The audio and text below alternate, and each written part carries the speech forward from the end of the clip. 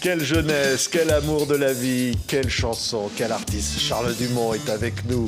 Charles, évidemment, quand on vous voit, on pense à tant de chansons et on pense à un titre, c'est une chanson. Une chanson, évidemment, c'est presque tout le symbole de votre vie. 3 fois rien. Pour 3 fois rien. C'est 3 fois rien. Une chanson, c'est 3 fois rien, mais c'est tout. Oui, mais qu'est-ce qu'on ferait s'il n'y avait plus de chansons? Oui, mais quand vous avez chanté ça, vous vous êtes dit, au fond, c'est l'histoire de ma vie. Absolument. C'était le bilan de l'époque. C'était le bilan avant Piaf. Hein. Oui. Cette chanson a eu beaucoup de succès parce que à l'époque, la directrice des programmes avait aimé cette chanson. Elle l'a beaucoup passée sur une chaîne de l'époque. Et ça a eu beaucoup de succès. Oui, une chanson, tiens. C'est 3 fois rien. Oui, 3 fois rien. Charles Dumont est avec nous. Ça dure à peine une saison, une chanson. C'est merveilleux, Charles, parce que oui, votre vie, la chanson, on va quand même dire, vous n'étiez pas forcément fait pour ça au départ. Oui, vous savez, je crois que j'étais gamin, j'étais amoureux fou, j'étais amoureux fou de Charles Trenet, de Jean Sablon, et je crois que j'ai fait mes premières chansons, je dois avoir 12 ans. Oui. 12 ans. Oui, vous aviez 12 ans. déjà des mots, Oui. parce qu'on pense aux chansons d'amour. Vous aviez déjà des mots d'amour à écrire. Ouais, enfin, oui. C'est très amusant parce que j'étais pas du tout dans la période où on fréquentait des dames ou des personnes du sexe féminin, mais j'aimais bien les sentiments, quoi. Et je me rappelle, j'avais 12-13 ans, j'ai fait des chansons sentimentales. Tout de suite, tout de suite. Il y a quand même un truc, Charles, on va évidemment écouter toutes ces chansons, on va réentendre des choses absolument merveilleuses de votre carrière immense. Mais je voudrais qu'on écoute ça. C'est un document, on est en 1961, c'était donc il y a 62 ans. Écoutez, juste écoutez. De Michel Beaucaire et Charles Dumont, non, je ne regrette rien.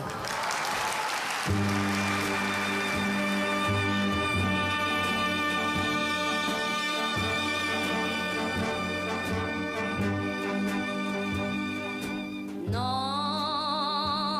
rien de rien. Non, je ne regrette rien. Ni le bien qu'on m'a fait, ni le mal, tout ça n'est bien égal.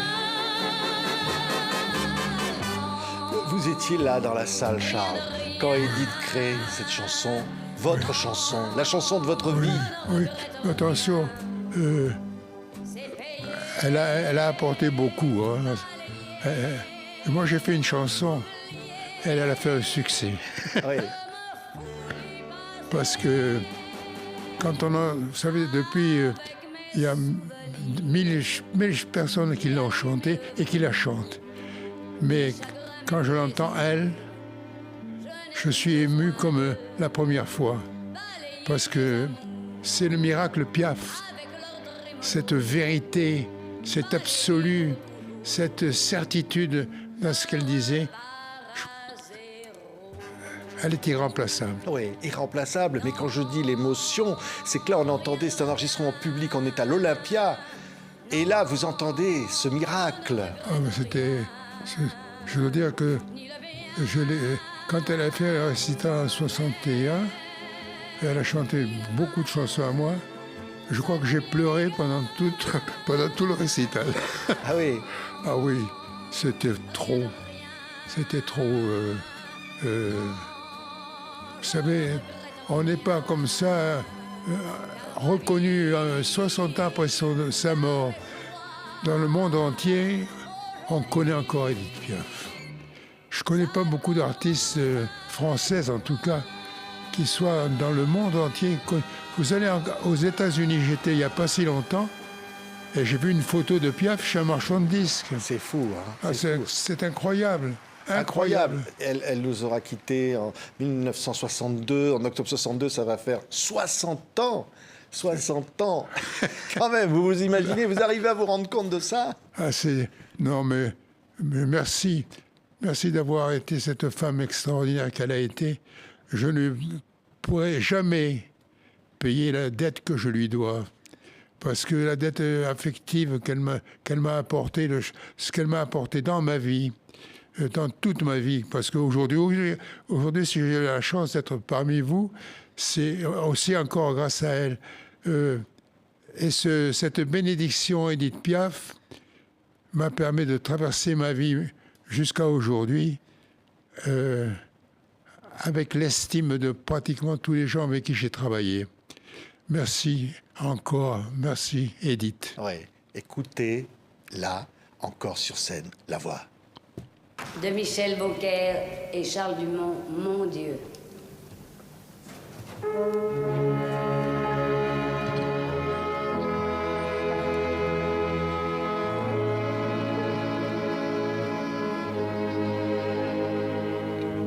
Mon Dieu, mon Dieu, mon Dieu, laissez-le-moi encore un peu, mon amoureux. Un jour. C'est absolument fabuleux, Charles. Encore aujourd'hui. Ouais. Mais vous savez, il faut dire aussi que quand elle chante Mon Dieu, elle ne chante pas une chanson, elle fait une prière. Parce qu'elle était croyante. Vous savez, je l'ai entendu dire dans une interview, moi la mort, ça ne me fait pas peur. Parce que je sais que là-bas, c'est très bien. Elle avait la foi. Et c'est pour ça que quand elle chante Mon Dieu, elle s'adresse directement au grand patron, quoi. Ce n'est pas une chanson, c'est une prière, Ouais. une vraie prière. Vous rencontrez cette femme que vous admiriez, mais qui ne voulait pas de vous au début, qui ne voulait pas de vos chansons. Elle ne Écoutez, voulait pas. Quand j'ai fait la musique de Non, je regrette rien, j'étais un jeune compositeur fauché comme les blés, et j'étais en colère. Je me suis mis au piano, j'ai tapé sur mon piano, j'ai fait une musique. Et là, j'ai appelé Cora Vauquer, une sublime chanson de l'époque, Oui. une chanteuse de cette chanson, vraiment délicieuse, une femme exquise.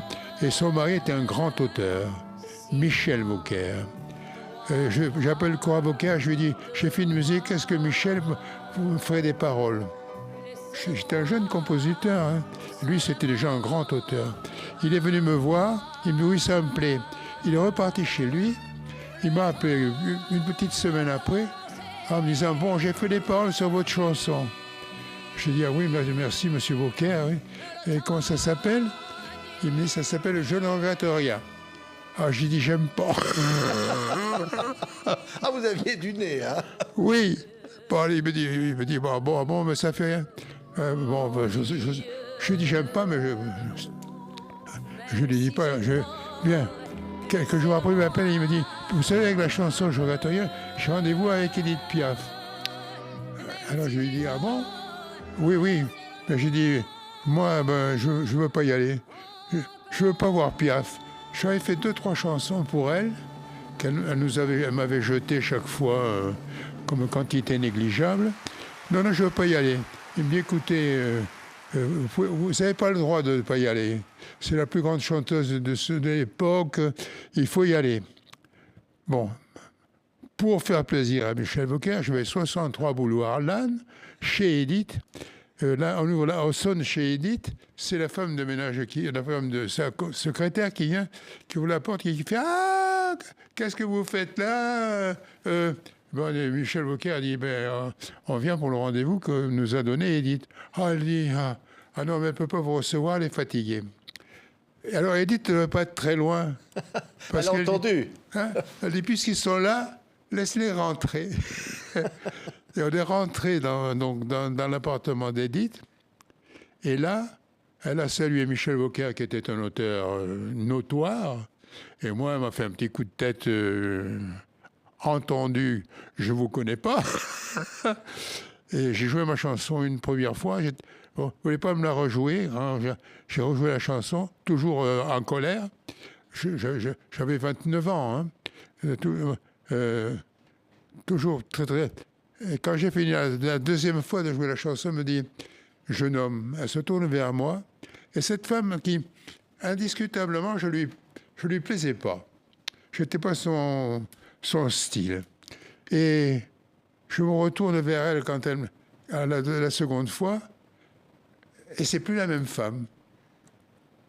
C'est plus la même femme. Elle est souriante, elle me regarde plutôt avec sympathie, et elle me dit « Jeune homme, vous inquiétez pas, cette chanson, elle fera le tour du monde. » Ouais, incroyable, incroyable histoire. Et de ce jour-là, on ne s'est pas quitté. Je lui ai écrit une trentaine de chansons avant qu'elle ne nous quitte. Ouais. Mais jusqu'à la fin de sa vie, j'ai fait des chansons pour elle, Ouais. au moins une trentaine. Écoutez, ce duo avec elle, Charles Dumont et Édith Piaf. C'est sûr qu'ils pleureront. Quand Ils écouteront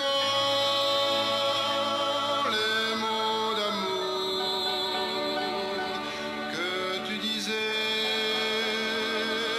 Ils entendront ta voix d'amour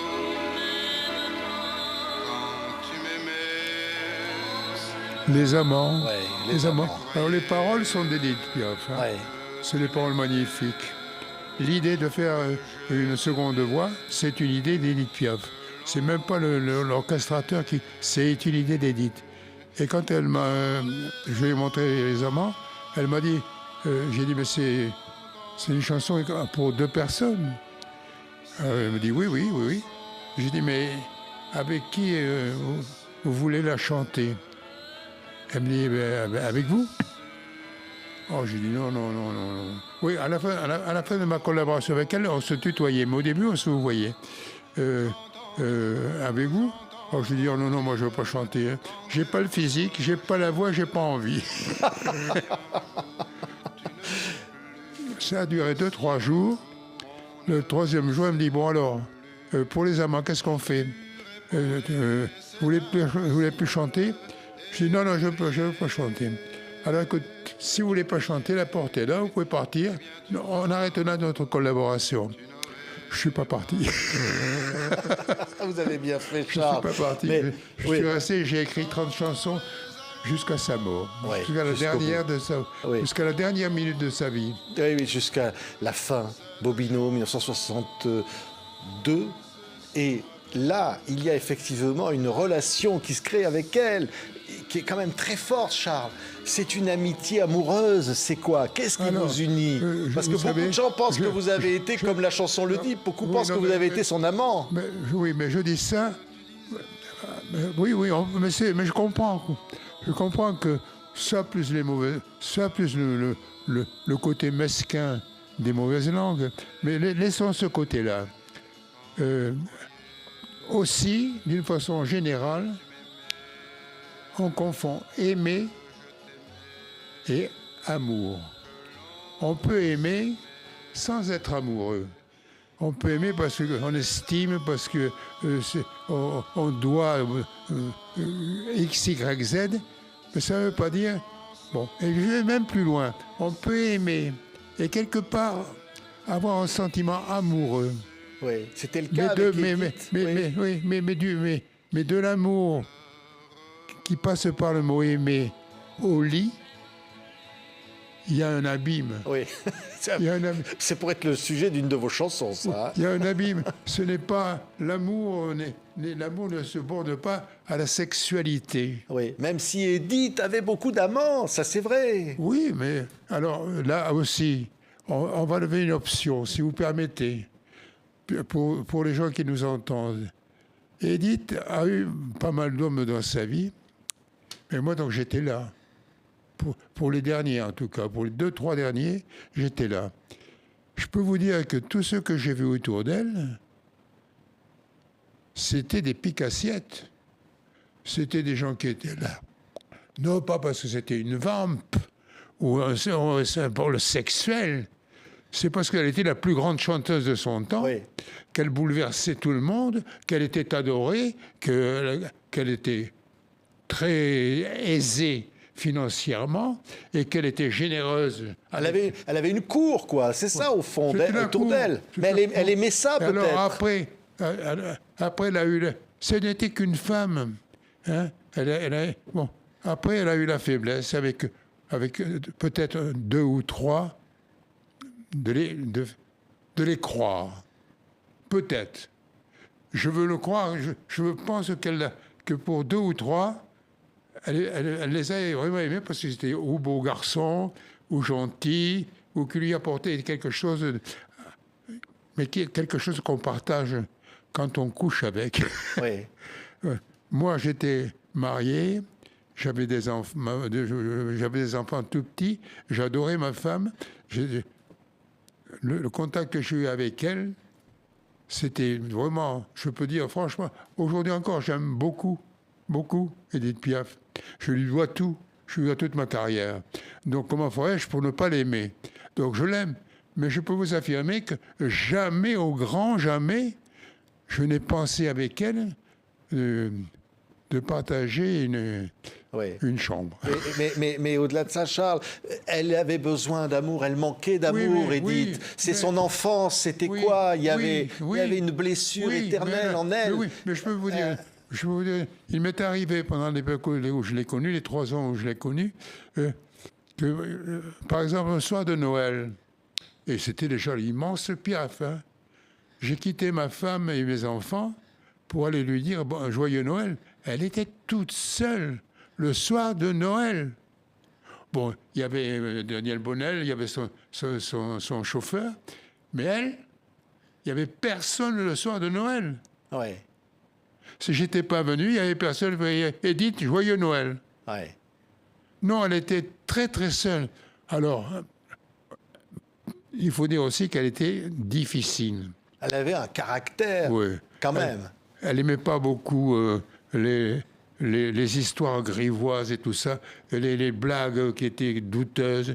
Et puis quand elle n'aimait pas, elle ne savait pas le cacher. Elle disait ce qu'elle pensait. Quand elle n'aimait pas, elle rompait. Elle rompait carrément. Elle jetait les... Bon. Alors, bon, moi, qui j'ai connu Moustaki, j'ai connu qui était un garçon adorable. Et d'un amant sincère de Edith Oui, Moustaki. et puis il était jeune. Bon, j'ai connu Sarapo. Son dernier mon mari. Dieu, mais oui. Météo Sarapo, je l'ai bien connu parce que alors il avait 20 ans. Elle en avait le double. Bon, et puis c'était pas une vampe. Hein, bon. Mais Sarapo, c'était un amour de garçon. Il était gentil avec elle. C'était comme un grand-fils. Et après, avec un courage extraordinaire d'une femme, justement, qui a toujours été seule. Elle a eu le courage, dans sa lucidité, au sommet de sa gloire, de se marier avec un gamin. Aux yeux Oui. et à la face du monde. Parce que tout le monde le critiquait, ça. Tout le monde disait qu'est-ce qu'il fait avec elle, c'est par intérêt. Ouais, mais écoutez, alors, soyons gentils. Elle n'avait pas besoin d'argent, elle n'avait pas besoin de rien du tout, sinon de ne pas être seule. Il était gentil, il était beau. Et moi, personnellement, je suis convaincu qu'il a eu une vraie passion pour Edith. Et il était très content quand elle lui a proposé de se marier. Et elle a eu le courage de faire ça. Mais c'était un coup de bluff extraordinaire. Et puis, une telle insulte, justement, au qu'en dira-t-on. Ouais. Elle s'en fichait de ce qu'on disait d'elle. Voilà. De dire, écoutez-moi, quand j'aime, j'aime. Voilà. Et puis, je suis capable d'aimer, même l'invraisemblable. Parce que je suis capable de donner. Ouais. Voilà. Et de donner... il suffit que j'aime. Et si j'aime, je donne. Bon, il y a des quantités des gens qui aiment s'ils tirent du profit, mais ce n'était pas son cas. Ouais. Non. Mais tout ce public qui allait la voir à la fin de sa vie en se disant ça sera la dernière fois, elle va s'écrouler sur scène, elle va mourir sur scène. C'était terrible, la fin de sa vie. C'était la femme la plus généreuse que j'ai jamais rencontrée sur le plan humain, sur le plan matériel, sur le plan social. Elle aimait les gens. Elle aimait son public passionnément. Jamais elle aurait chanté pour son public comme elle a chanté jusqu'à la fatigue, jusqu'à l'épuisement le plus total. Oui, oui. Si elle les avait pas, Mais si elle les avait pas aimés. Mais elle était jeune pourtant, Charles. On aurait dit une vieille femme. Elle était détruite par la vie. Elle a eu une enfance épouvantable. Après, elle a eu une adolescence absolument mauvaise. Après, elle a eu un début de carrière difficile. Et après, elle est devenue la grande Édith. Bon, elle a souffert. Elle a perdu un enfant. Elle a eu une fille. Oui. Elle en parlait de ça. Elle vous en parlait parfois de tout ça, Charles? Une fois, elle en a parlé. De Marcel Cerdan et la petite fille, une fois. Bon. Et qu'est-ce qu'elle vous a dit là-dessus? Que c'était le plus gros chagrin de sa vie. Elle dit qu'elle avait souffert le martyre. Quand vous perdez un enfant parce que vous ne pouvez pas le soigner, parce que vous n'avez pas de sous, parce que vous ne savez pas quoi faire, qu'est-ce qui peut arriver de pire à une jeune femme? Ouais. Donc elle a vécu ça. Et Marcel Cerdan aussi. Et Marcel Cerdan, oui. elle avait le sentiment de culpabilité. Tout le monde sait, ou peut-être que certains de vos auditeurs, de spectateurs, auditeurs ne savent pas, c'est que Marcel Cerdan, c'était le grand amour de sa vie. Vous savez, elle parlait de lui avec la voix qui chagrinait, avec l'amour d'une femme qui a aimé passionnément. Elle a aimé passionnément Marcel Cerdan. Et elle se reprochait, tout le monde sait, ou beaucoup de gens savent, que Marcel Cerdan a pris l'avion pour arriver plus vite à un rendez-vous. Elle lui a dit, et ils se sont téléphonés, elle lui a dit « Viens vite, tu me manques, viens vite ». Et Marcel Cerdan, du coup, il a sauté dans un avion. Et cet avion est tombé. Ouais. Et pour elle, c'était presque sa faute. Elle portait ça comme un fardeau terrible, en disant « Mais si je ne lui avais pas dit de venir, il ne serait peut-être pas tombé ». Donc elle a eu des chagrins épouvantables. Et à travers ça, elle a chanté l'amour avec on ne peut pas chanter la passion comme elle l'a chantée si on ne l'est pas. On ne peut pas tricher. Vous savez, qu'est-ce qui fait qu'on parle encore de M. Socrate ou de M. Platon? Parce qu'ils ont dit la vérité. Et puis, pourquoi on parle d'elle? Parce qu'elle a dit la vérité. Elle a chanté la vérité. Ouais. Elle a chanté ce que restera toujours la vérité Piaf. Ouais. Et vous écoutez un disque, c'est pas du bidon, c'est Piaf. Ouais. 1963, vous allez boulevard Lannes pour la dernière fois, elle est morte. Ça va être un deuil national en France. C'était affreux. Vous vous souvenez de ce jour-là? C'était affreux. Moi, je suis allé, je l'ai appris, j'étais en voiture quand je l'ai appris. Moi, je ne savais pas. J'ai su qu'elle était morte à Paris. Alors on a dit, oui, mais évidemment, vous étiez fâché avec elle. Non, c'est pas vrai. La dernière chanson que j'ai écrite, c'est une chanson avec Jacques Brel. Et le lendemain, après l'avoir écrite avec Jacques Brel, j'ai appelé Edith au téléphone. Pour dire, Edith, j'ai fait une chanson pour vous avec Jacques Brel. Ah, c'est super, je viens vous la montrer. Et elle m'a dit, ah non, je suis trop malade, non, chante-la moi au téléphone. Alors, je la lui ai chantée au téléphone, elle a dit, ça me plaît beaucoup. Dès que je rentre à Paris, je te promets, je fais le disque. Malheureusement, elle est rentrée à Paris, mais morte. Ouais. Donc, je n'ai jamais été fâché avec elle, je n'ai jamais été son amant, mais c'est quand même la femme la plus importante sur le plan humain qui a traversé mon confort humain.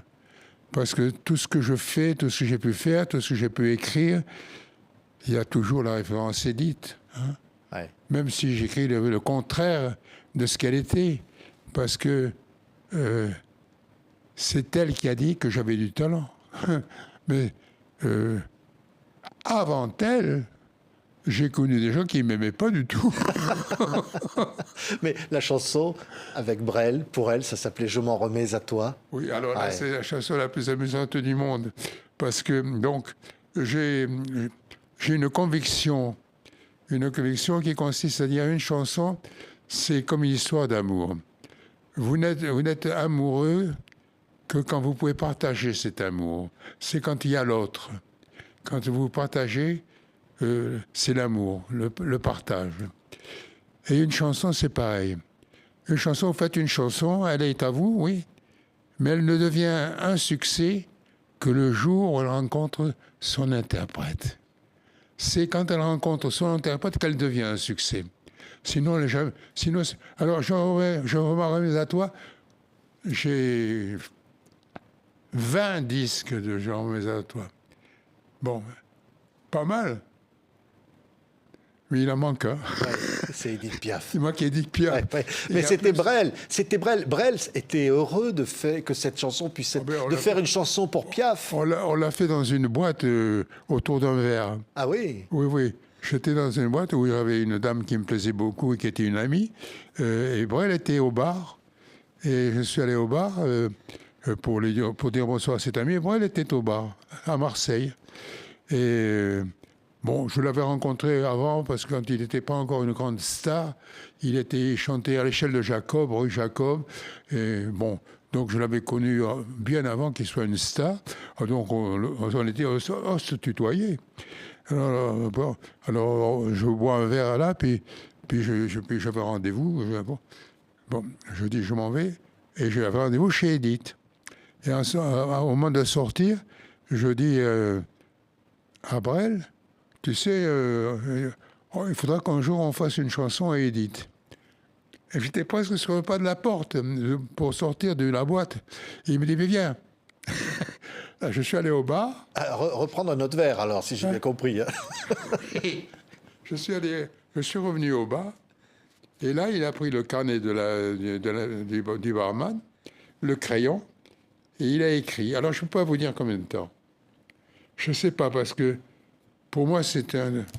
Bon, enfin, en tout cas, il a écrit, il m'a tendu le carnet du barman, il m'a dit, tiens, voilà l'idée d'une chanson pour Edith. Alors, j'ai lu les paroles, et j'ai dit, c'est formidable. Je suis allé sur un vieux piano qui était dans le coin, qui était un vieux piano de bar qui avait fait toutes les guerres. J'ai tapé 3 notes, et c'est là où j'ai appelé Edith, et qui m'a dit, non, je ne peux pas te recevoir parce que je suis pas bien, mais chante-la moi au téléphone. Ouais. Donc je la lui ai chantée au téléphone. Elle m'a dit, ça m'a plu beaucoup. Et cette chanson a été chantée beaucoup, beaucoup, mais elle n'a jamais tourné sur l'interprète. Et voilà. Mais vous savez pourquoi? Parce que c'est incroyable.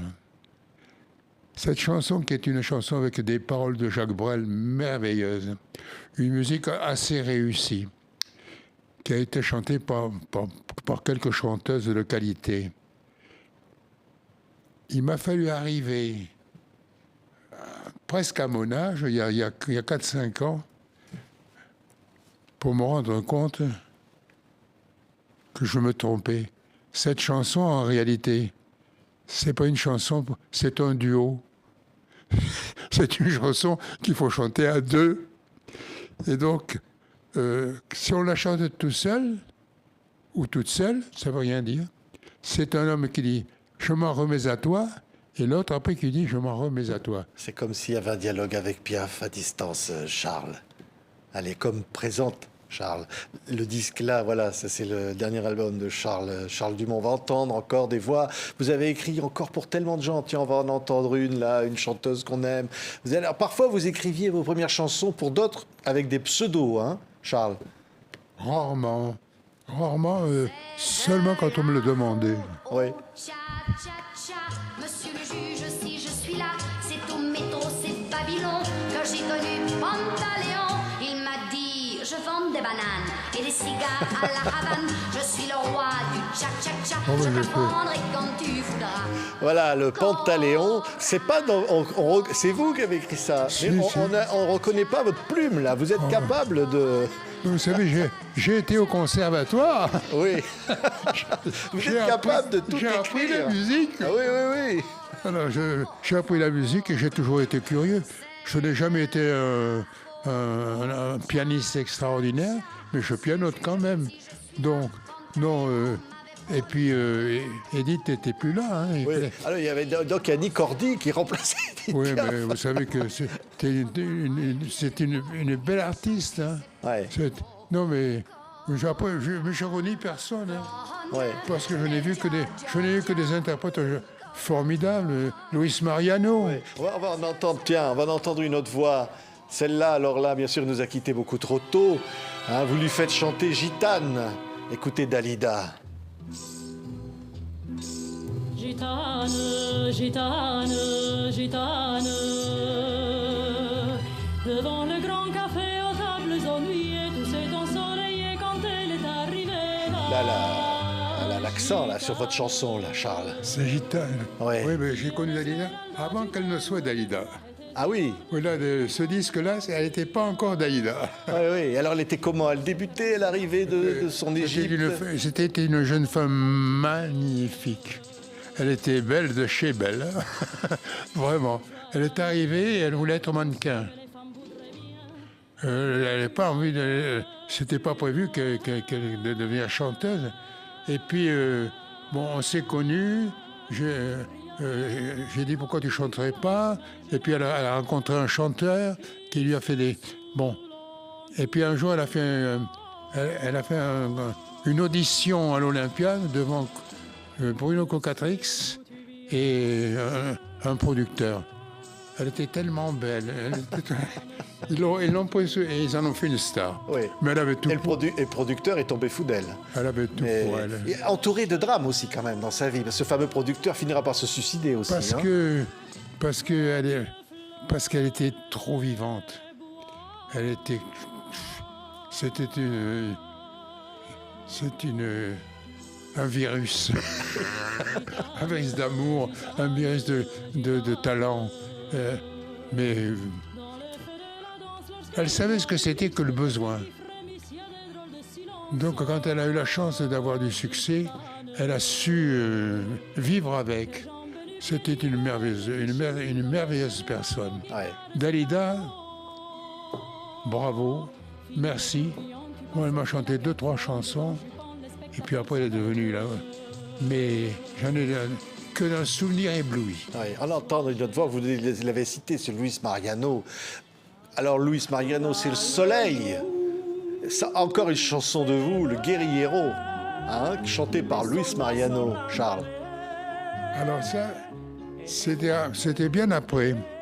C'était bien après, bien longtemps après Edith. Et Mariano, c'était surtout un chanteur de comédie musicale, hein, qui avait un succès extraordinaire.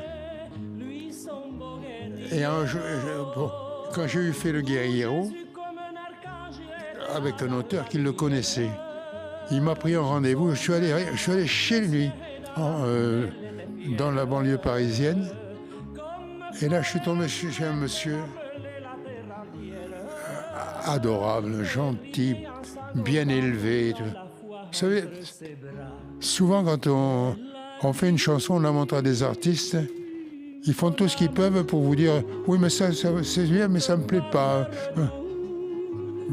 Et quand vous tombez sur 2 artistes qui d'ailleurs m'ont pris une chanson, je suis tombé sur Mariano, charmant, gentil, grand talent, et après sur Bourvil.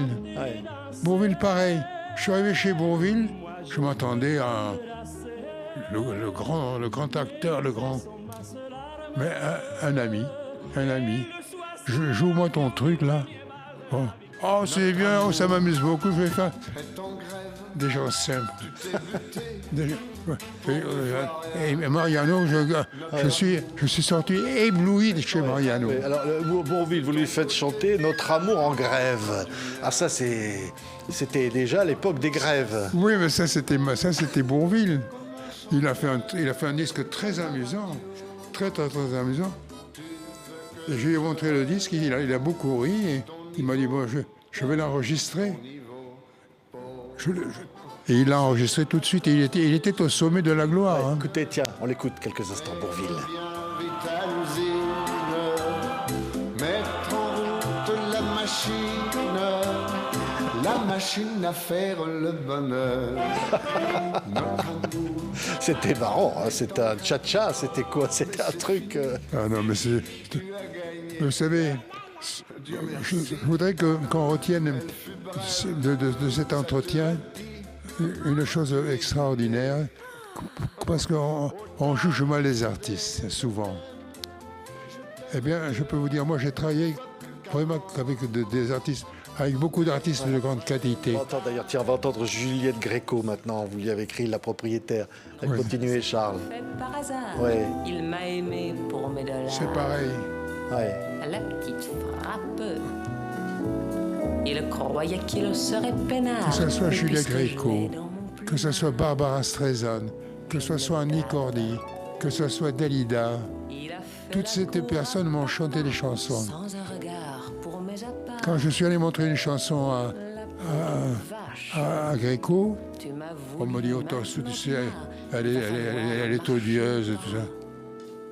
J'ai trouvé une femme charmante. Vous savez, les artistes, si on leur fait une mauvaise réputation, souvent ils sont fatigués. Ouais. Mais si on les voit à une période où ils ne sont pas épuisés, pas marrant tous les jours. souvent ils ont Alors, une belle générosité. On avait dit que Juliette Gréco était jalouse d'Édith, qu'elle aurait voulu chanter Les Amants d'un jour et qu'Édith lui avait prise la chanson. C'est vrai ou pas, ça, Charles? Oui, c'est possible. Oui. Oui, ça Il y avait vient. aussi quand même de la concurrence. il me faut un homme Oui, mais je n'ai que de l'estime et de la considération pour tous les artistes avec lesquels j'ai travaillé. grec, noir, breton, Parce que tous, ils ont leur caractère. Mais tous, qu'il est bonne présentation. ils aiment ce qu'ils font. Ouais. En entendre une autre voix immense, mondiale, Barbara Streisand. Vous avez fait chanter Barbara Streisand, Oui, mais Charles. attendez, on m'avait dit, oh, tu vas voir Barbara Streisand dans un caractère de chien, tu vas voir, c'est odieux. Bon, elle jouait à Broadway, Funny Girl. Elle était sur scène. Je suis rentré dans sa loge. Pendant un moment de pause, elle est venue me voir. Elle m'a dit, jouez-moi votre chanson. J'ai joué la chanson. Elle m'a dit, je ferai le disque. Au revoir, jeune homme. Elle est partie. Elle a fait le disque en français et en américain. Ouais. En anglais. Here, en américain. Le mur, en français. Oui, ça s'appelait en français, ça s'appelait Le Mur. Et en anglais, I've been here. Ouais. J'ai été ici, j'ai vécu ici. Ouais. Sarah, une voix comme ça, voilà, c'est Piaf, Barbara Streisand, c'est quand même des voix. Oui, mais c'est...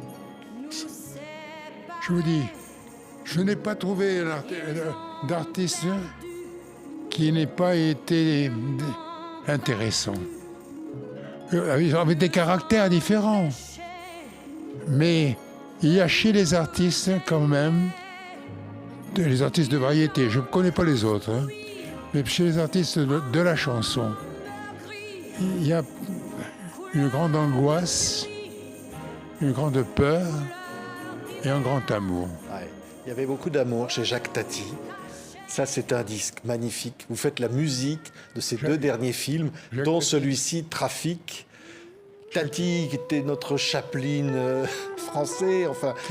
Quel Ouais. être extraordinaire, quel monsieur extraordinaire, extraordinaire. Immense réalisateur de Mon oncle, Les vacances de Monsieur Hulot et Trafic, musique de Charles Dumont. J'ai fait les deux derniers films, j'ai fait Trafic et puis Parade. Ouais. Les deux derniers. Vraiment, ça aussi, ça a été un enrichissement. Donc, j'ai la chance, vous savez, de pouvoir dire, j'ai été béni des dieux. Bon, aujourd'hui, à mon âge, c'est bien de pouvoir le dire, vous voyez. On peut le dire, vous avez quoi? Oh, 4 fois 20 ans. Trop. Trop. Que chacun tire sa conclusion. Je vous promets que je le dirai dans la prochaine. Allez, on va dire 49 ans à l'envers. Voilà, si vous voulez. C'est mieux que ça. Bon, mais je peux dire à mon âge, quelle chance j'ai eue de travailler avec des auteurs merveilleux, de travailler avec des interprètes formidables et d'avoir eu un public qui a suivi ma carrière. Alors, je ne sais pas s'il y a vraiment un grand patron, on dit.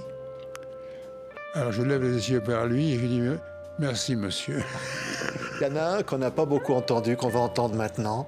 Parmi tous ces artistes, tous ces chanteurs que vous avez fait chanter, c'est vous, Charles.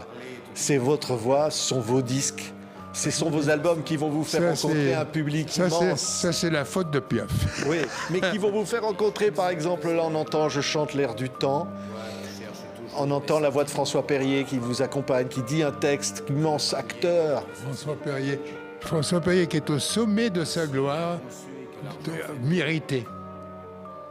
Et moi, je viens de faire une chanson, une petite chanson. Je rentre en contact avec lui. Il me fait la générosité, la gentillesse de venir au studio, me donner la réplique. Mais c'est extraordinaire. Ouais. C'est extraordinaire. C'est l'or du temps. Regardez, cet album, voilà. L'album de Charles. Il vient collaborer pour une chanson, mais c'est une perte de temps considérable pour lui. Il sait pas.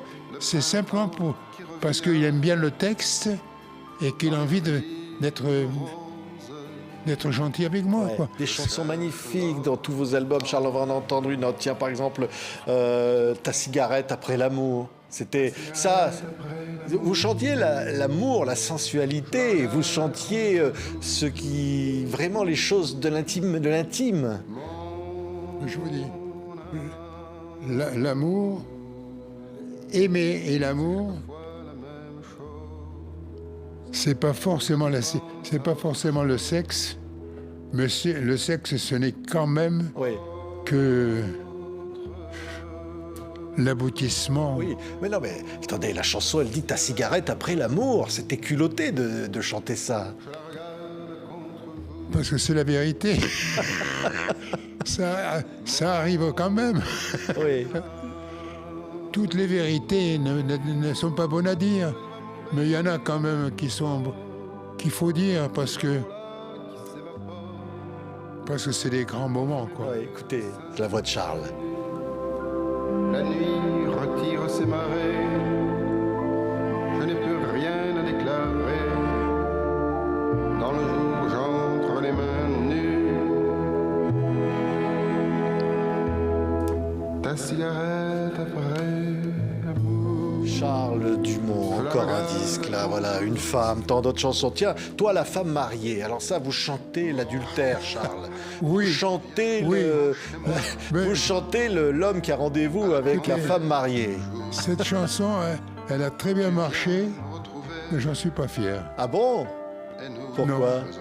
Parce qu'effectivement, c'est un hommage.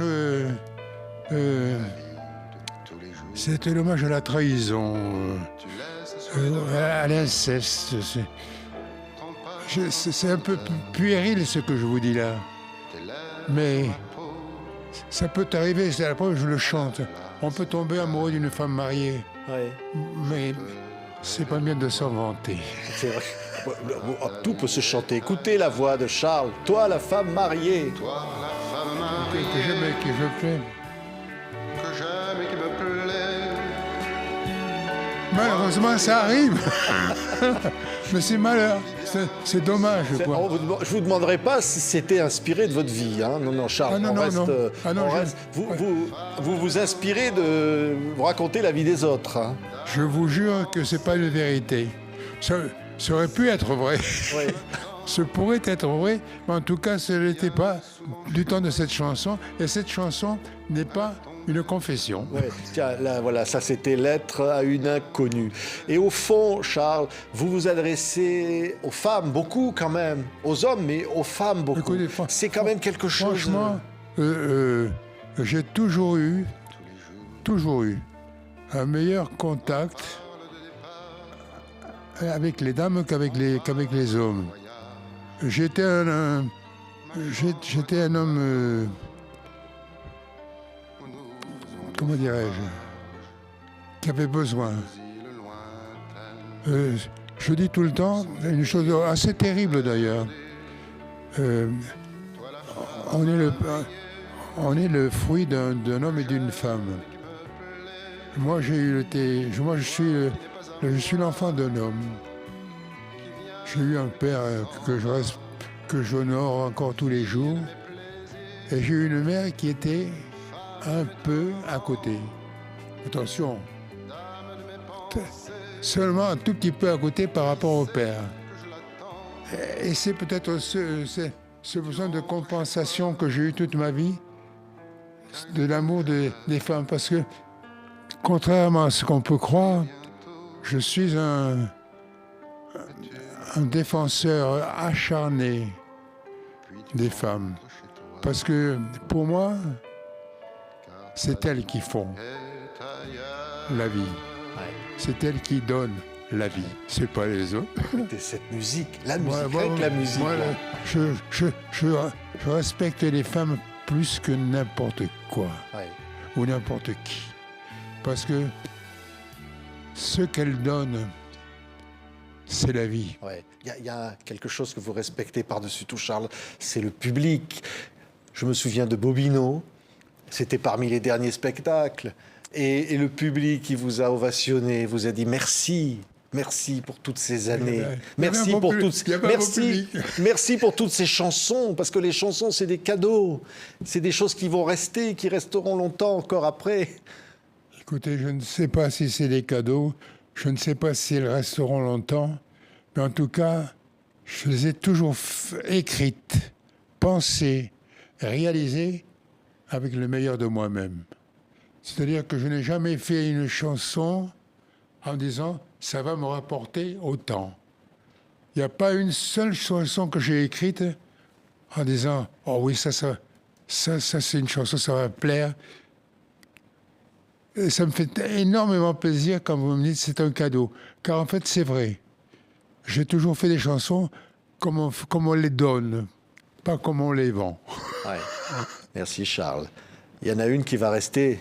Allez, moi, je vous le dis, hein, on ne le verra pas, mais dans 100 ans, dans 200 ans, il y en aura encore qui la chanteront dans des bars, s'il y a encore des bars, si ça existe, des karaokés peut-être.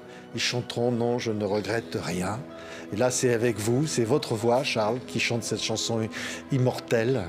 Merci. On a le sentiment d'être immortel, au fond, quand on Merci Edith. par les chansons, on a le sentiment d'être immortel. Non. Vous savez, il faut s'appeler Mozart pour être immortel. Et je ne me prends pas pour Mozart. Oui, mais attention, la chanson populaire, c'est peu de choses, c'est 3 fois rien. Comme dit un certain chanteur. Oui, mais qu'est-ce qu'on ferait s'il n'y avait plus de chansons?